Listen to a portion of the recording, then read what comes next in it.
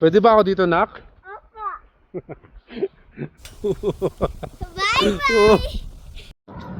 Hello, good morning. Hindi, good afternoon na pala. Kasi 12:20 na. Pero ang ganda ng ang ganda ng panahon, ng weather. Nandito kami ngayon sa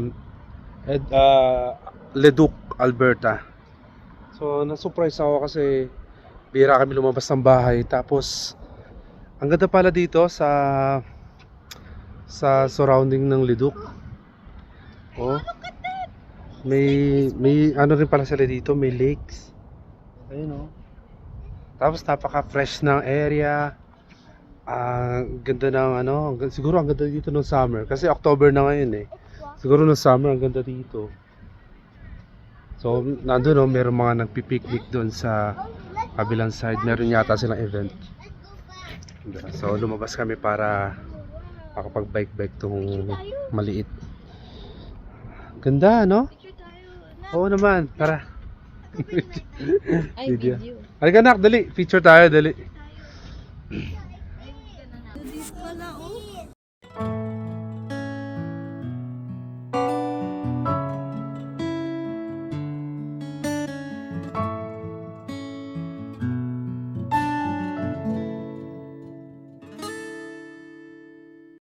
A few inches later.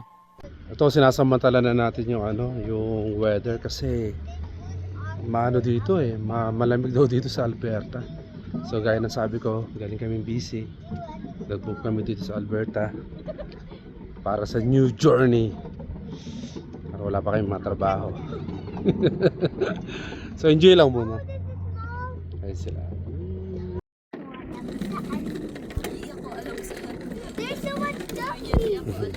There's a dog. Asan yung Where? mong sleeper? Mommy, I think the ducks are fell in love. Hello, fell in love. Ano yan? The duck is fell in love? Fell in love. They fell in love. They fell in love. They fell in Are love. they lovers? Yeah, look. Lovers. Are they dating? Yes. Ah, they're coming. Cute. Ang galing. I think they're looking for food.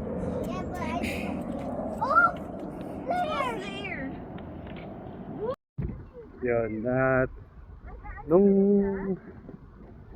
sabi nila yung mga kakilala namin na ngayon lang namin nakilala, ano daw yung mga tao daw dito is friendly.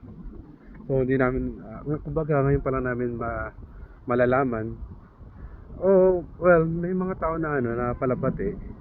Alam mo yun, yung tipong paglabas mo pa lang ng bahay, kakawayan ka na, So, parang nakaka-good vibes yung ganun. So, kasi, well, na-experience ko rin naman yan sa BC. Pero sabi nila, ganun. Siguro, ina-hype lang nila. Hindi ko alam. Pero, okay yun, di ba? Parang, kasi ganun paglipat naman dito, paglabas man ng bahay, kinausap agad ako, tinanong ako taga saan. Yung pala maakit bahay. Yung pala maakit bahay gang A few inches later. Napakapayapa ng tubig Meron doon naglalaro ng mga bibe.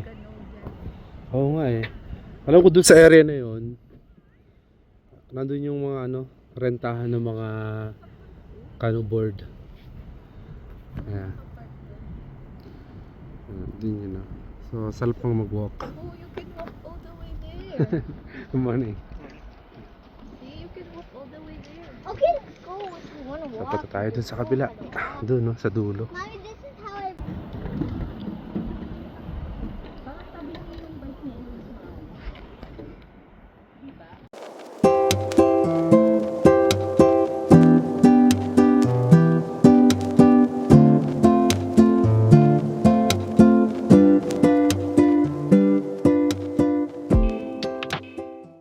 A few inches later.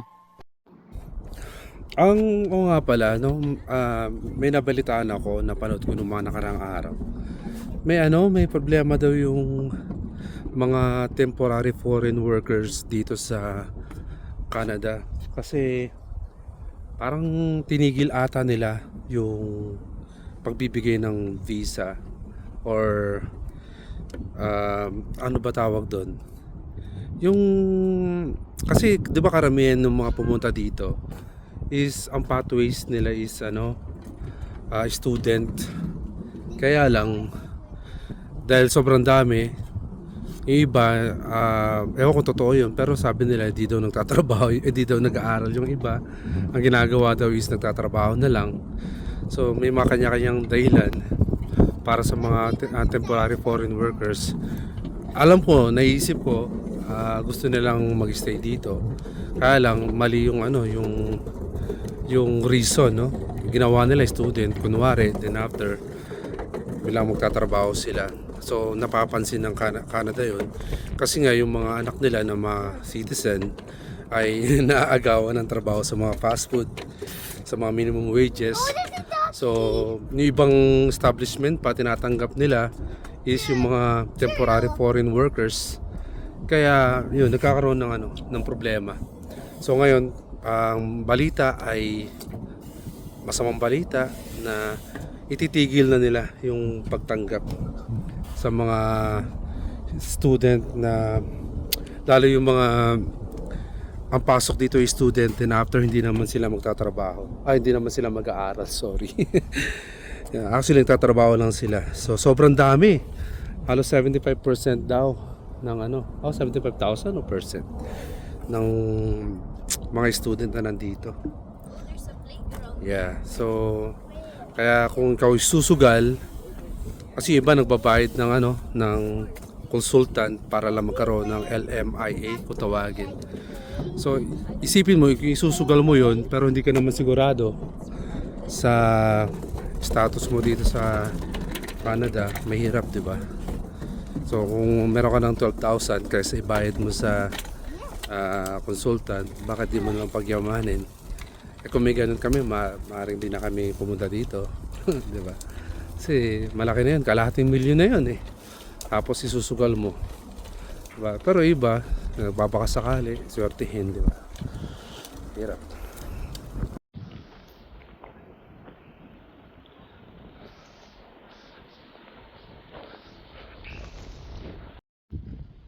Tara guys, sabayan natin ang ko maglaro.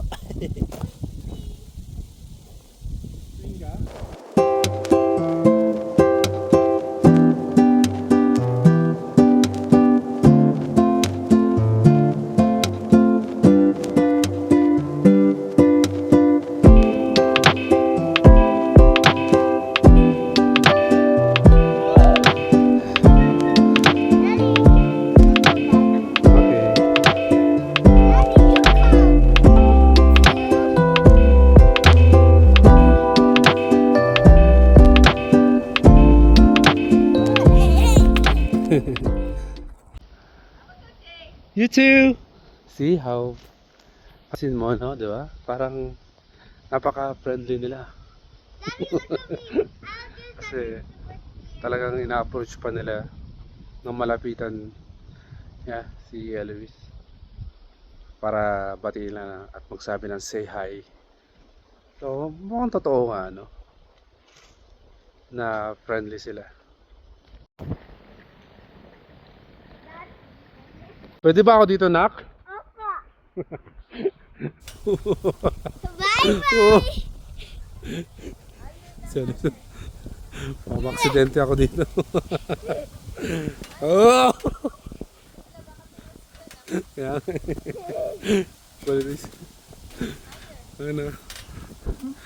baka nahihilo na kayo. Sarap talaga maging no?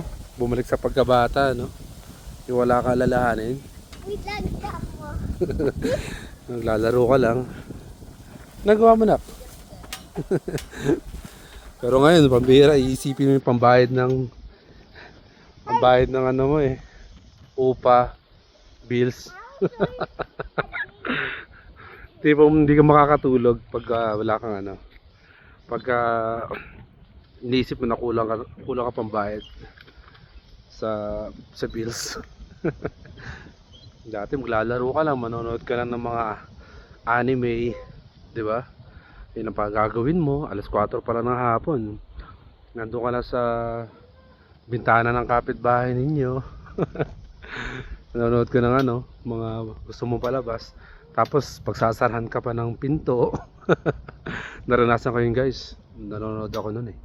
Ghost Fighter. Tapos sa katabi ng kapitbahay namin. Nanonood ako tapos sinarahan kami ng bintana. Ang ganda pa naman ng laban. Galit na galit ako eh. Pero wala akong magagawa. Nakikinood ko lang eh. Pero, ang gusto ko malaman, nasa na kaya yung kapitbahay ko na yun, namin na yun, no? Yung pinanooran namin na sinaraduhan kami ng ano, bintana. Mabuhay ka, ako nasan ka man. Mabuhay ka, ako nasan ka man.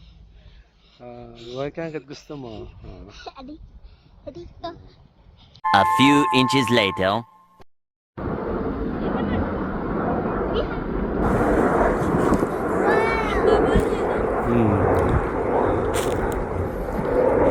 So dito sa area na to, napansin ko ano, dito lumalanding yung mga eroplano. Kaya medyo maingay. Kasi doon sa tinitirahan namin, medyo malayo siya. Di namin naririnig yung ingay. Pero dito, kita-kita mo. Dumadaan dito. Tapos doon. Malapit siya. So dyan pala. Siguro tansya ko dahil maingay dito, baka mas mura yung bahay dito. Baka lang not sure.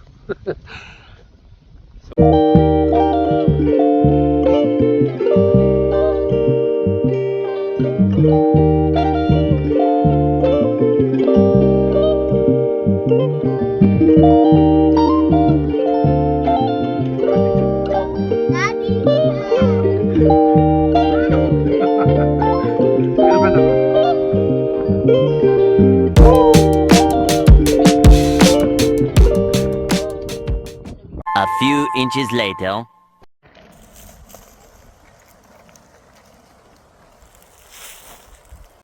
Pabalik na kami at chichibog muna. Chibog muna kami.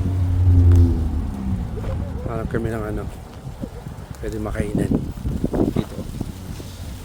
Hirap talaga no pag bago ka sa lugar. So kailangan mo maging familiar. So labas-labas ka, pasyal-pasyal ka.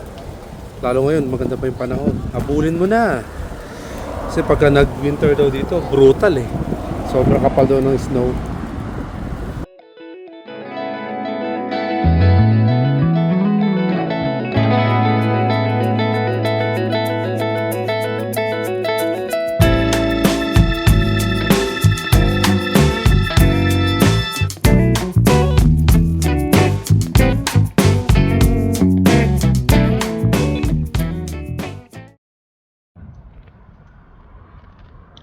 So dito kami sa ano.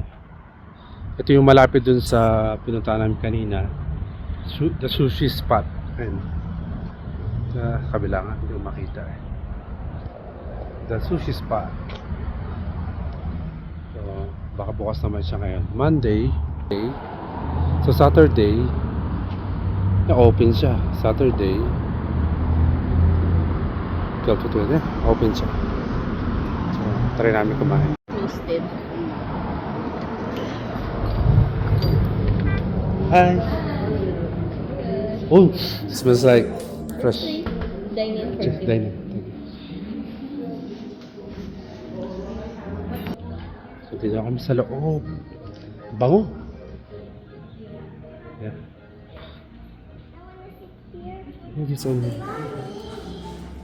Dito kami sa kabila.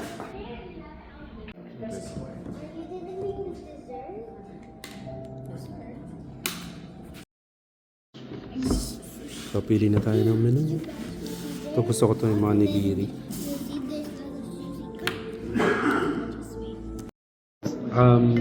And avocado.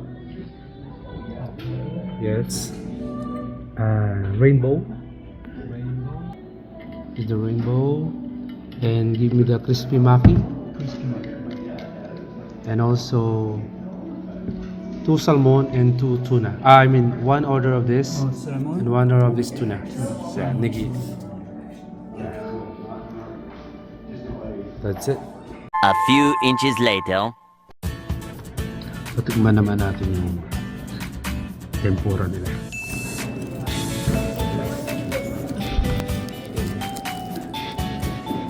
Kami ko na lang. Thank you.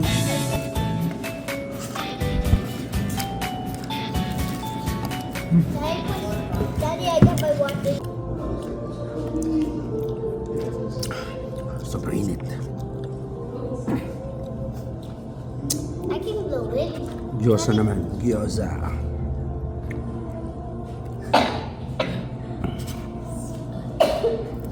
Water na. Saan na water mo?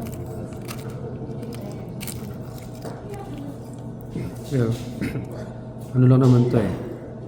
Typical na lasa ng gyoza. Mommy, try it.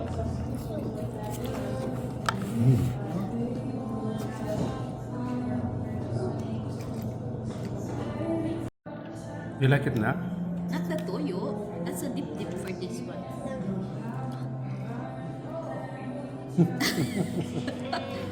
Asim? Is it asim? Is it asim? Is it spicy? Salty?